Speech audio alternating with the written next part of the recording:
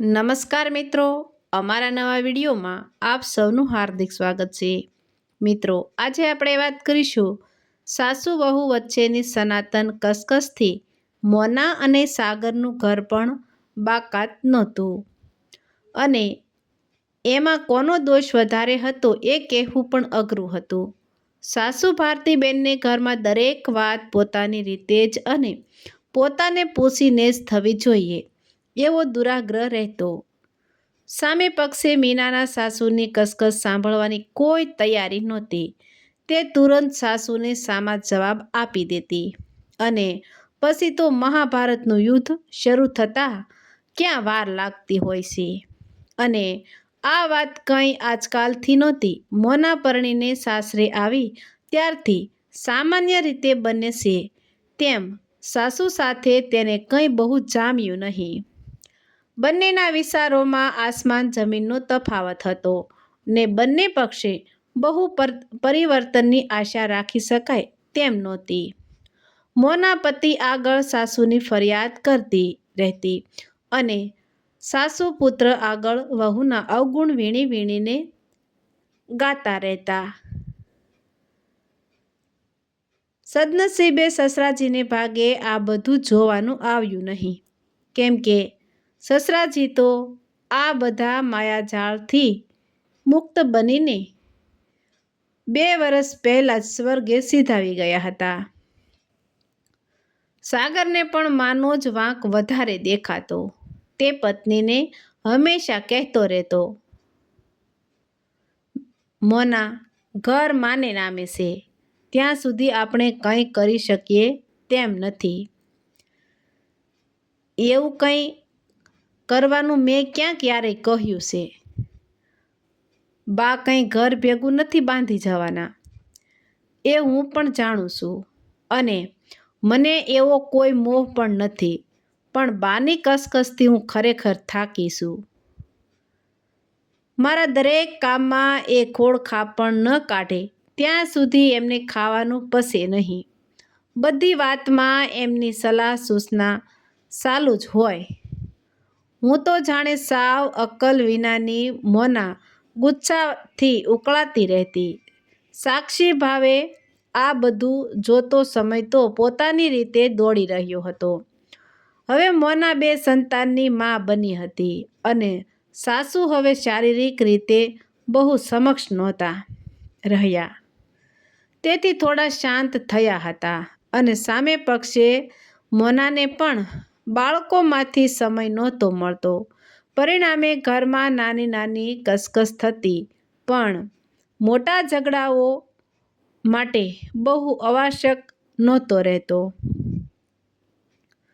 સાગરને પણ માની આવી કસકસ ગમતી નહીં. પોતે આવડો મોટો થયો તો પણ બા તેને ટોકતા રહેતા કે તેની વાતોમાં ખામી બતાવતા રહેતા. સાગર અકળાતો. પણ આ મકાન બાને નામે હતું. પિતા મકાન અને થોડી ઘણી જે પણ મિલકત હતી બધી બાને નામે કરી ગયા હતા. એ બધું પોતાને નામે ન થાય ત્યાં સુધી તો માને સાચવવાની જ હતી. આમ તો બા જમાનાના ખાધેલ હતા. પણ હવે શાંતિ રહી નહોતી. હવે શક્તિ રહી નહોતી. અને તેમને કદાચ વહુમાં વિશ્વાસ નહોતો પણ દીકરામાં તો વિશ્વાસ હતો જ. એ વિશ્વાસનો ગેરલાભ લઈને એક દિવસ સાગરે મીઠી મીઠી વાતો કરી મા પાસે બધા કાગળોમાં સહી કરાવી લીધી. હવે મા ખાલી ખમ. જોકે આવી કોઈ સહીઓ ક્યારેય કરાવી, કેમ કરાવી એની જાણ મોનાને પણ નહોતી થઈ. તે તો બાળકોમાં, તેના અભ્યાસમાં મશગુલ હતી. હવે માની દવાનો ખર્ચ વધ્યો હતો. બીપી, ડાયાબિટીસ, સાંધિવા જેવી વ્યાધિઓએ પીછો પકડ્યો હતો. માના પૈસા તો હવે રહ્યા નહોતા. હવે સાગરને દર મહિને આ ખર્ચો ભારે પડતો હતો. ક્યાંય પણ જવું હોય તો બાને સાથે લઈ જાઓ અથવા તેમને એકલા મૂકીને જાઓ. અને એકલા મૂકીને જવાનું નક્કી કરે એટલે બાને અસુખ વાંધો આવી જ જાય. બાએ બધાને હેરાન પરેશાન કરી નાખ્યા છે. હવે બા હોય કે ન હોય, શું ફરક પડે છે? સાગરને થતું કે આ બુઢા લોકો ન શાંતિથી જીવે ન જીવવા દે, બસ બધા ઉપર ભારરૂપ બનીને પડ્યા રહે. દીકરાને હવે માની કોઈ જરૂર નહોતી રહી અને જાણે કળિયુગે સાગરમાં પૂરેપૂરો પ્રવેશ મેળવી લીધો હતો.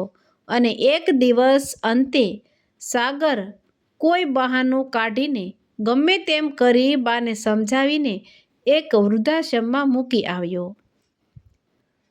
બા બિચારાએ ઘણા કાલાવાલા કર્યા, પોતે એક ખૂણામાં પડી રહે છે એમ પણ કહ્યું.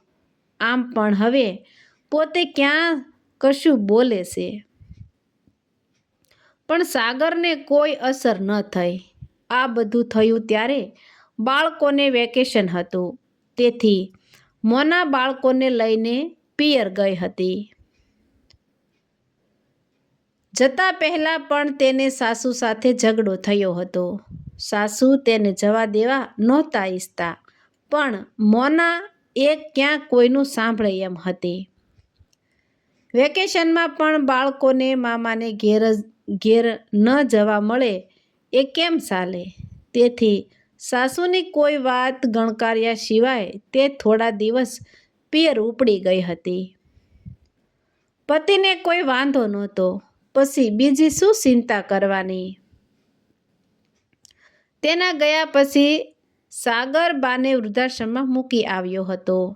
પણ સાગરે ફોનમાં પત્નીને આવી કોઈ વાત કરી નહીં. પિયરથી આવીને મોનાને ખબર પડશે ત્યારે તે ખુશ થશે. હવે ઘરમાં બધા શાંતિથી રહી શકશે. પોતે પત્નીને કહેશે કે આ બધી હેરાનગતિનો કાયમી ઉપાય તેણે અંત કરી દીધો હતો. થોડા દિવસ પછી મોના પિયરથી આવી. ઘરમાં બાને ન જોતા તેને આશ્ચર્ય થયું. સાગરને પૂછતા તેણે બાને વૃદ્ધાશ્રમમાં મૂકી આવ્યાનું જણાવ્યું. મોના તો વાત સાંભળી સદબુદ્ધ થઈ ગઈ. સાગર, તું દીકરો થઈને બાને વૃદ્ધાશ્રમમાં મૂકી આવ્યો? સારું કર્યું ને. વર્ષોથી તારી ફરિયાદ હતી, હવે તારે નિરાંત. બાની કસકસમાંથી આટલા વર્ષે તને મુક્તિ મળી. આજે પાર્ટી તારા તરફથી હો. સાગર પ્લીઝ. મોના અકળાય. સાગરને મોનાનું વર્તન ન સમજાયું. ખુશ થવાને બદલે મોના આમ. સાગર, સોરી, પણ તું મને ઓળખી શક્યો નથી. એટલે? બાની ફરિયાદ તું જ મને કરતી હતી. ફરિયાદ તો આ છોકરાઓની પણ હું અનેક વાર કરું છું. તેથી એમને કોઈ અનાથ આશ્રમમાં મૂકી આવીશું? મોના કેવી પાગલ જેવી વાત કરે છે. મને તારું વર્તન સમજાતું નથી. મને તો એમ કે તું ખુશ થાઈશ. આટલા વર્ષે તને સાસુની કસકસમાંથી મુક્તિ મળી, તેથી પણ તેને બદલે તું તો. સાગર, મને અફસોસ થાય છે કે આટલા વર્ષ સાથે રહ્યા બાદ પણ તું મને સાચી રીતે ઓળખી શક્યો નથી. સાગર, ઝઘડા તો ક્યાં ઘરમાં નથી થતા. મને સાસુની કોઈ વાત ગમે તેટલી ન ગમતી હોય, હું તારી પાસે ગમે તેટલી ફરિયાદ કરતી હોઉં, તો પણ એનો અર્થ એ નથી કે પોતાની વ્યક્તિને આપણે આમ ઘરમાંથી કાઢી મૂકીએ. આપણને એવો કોઈ હક નથી. મોના, મને તો એમ કે પ્લીઝ સાગર, કાલે આ છોકરાઓ પણ આપણને વૃદ્ધાશ્રમમાં મૂકી આવશે. ત્યારે હું ગમે તેટલી ખરાબ હોઉં, પણ જનેતાને કાઢી મૂકવા જેટલી અધમ તો નથી જ. મારે પણ માં છે. સાગર, મને તારી દયા આવે છે અને અફસોસ પણ થાય છે. સાગર, તારી પણ અનેક વાતો નાનપણમાં બાને નહીં ગમી હોય, પણ એણે તો કદી તને. કહેતા મોનાની આંખ સલકાઈ ગઈ. સાગરની આંખો પણ ભીની બની ઉઠી. તેને પોતાની ભૂલ સમજાય. પોતે આ શું કરી બેઠો? જનેતાને ઘરમાંથી હાંકી કાઢી. જેણે પોતાને જન્મ આપીને કેવા એ હેતથી, કેવા સપનાઓ સાથે આ ઘરમાં આવકાર્યો હતો, તેને આજે પોતે આમ સાગરની નજર સામે હવે શેષવના અનેક મીઠા દ્રશ્યો નજર સામે તરવરવા લાગ્યા. તેને અફસોસનો પાર ન રહ્યો.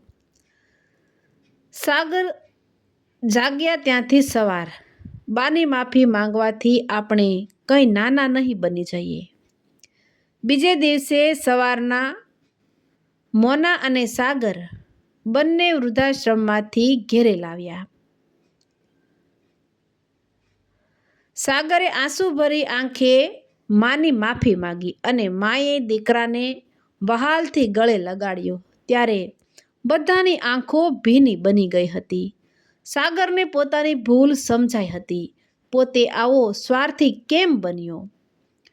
શૈશવની અનેક વાતો તેને યાદ આવતી રહી. બાના ખોળામાં માથું મૂકી આજે વર્ષો બાદ ફરી એકવાર તે નાનો બની ગયો. બાની આંખમાંથી શ્રાવણ ભાદરવો આજે સુકાય એમ નહોતા. મોના મા દીકરાનું મિલન જોઈ હરખાઈ રહી. મોના, તે મને મારી ભૂલ બતાવી. હું પુત્ર હોવા છતાં હું થોડી પુત્ર છું. હું તો પુત્ર વધુ, અર્થાત પુત્રથી પણ વધારે, સમજ્યો? બા મોનાને ભેટી પડ્યા. બેટા, હું તને ઓળખી ન શકી. બા, એનો અર્થ એ નથી કે આપણી તું મેમે બંધ થઈ જશે. એની આદત પડી ગઈ છે. એના વિના આપણને બંનેને અડવું લાગે છે. કહેતા મોના ખડખડાટ હસી પડી.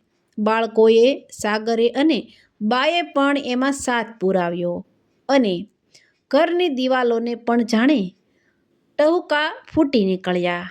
તો મિત્રો, આવા જ નવા વિડીયો જોવા માટે અમારી ચેનલ લાઇક, શેર અને સબસ્ક્રાઈબ કરજો. વિડીયો સાંભળવા બદલ ખૂબ ખૂબ ધન્યવાદ. તો મિત્રો, મળશું એક નવા વિડીયો સાથે. ત્યાં સુધી આવજો.